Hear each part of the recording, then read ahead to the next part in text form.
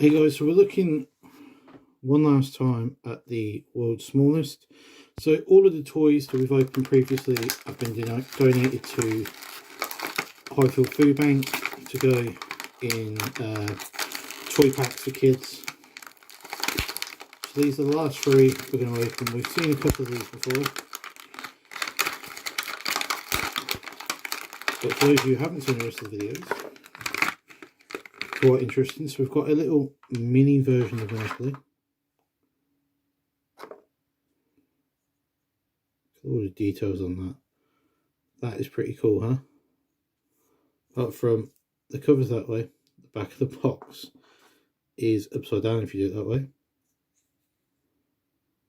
But all the details are on there. You know, if you get a magnifying glass, you could actually read that. Next one in there, I think we have a few of them, is Bumblebee.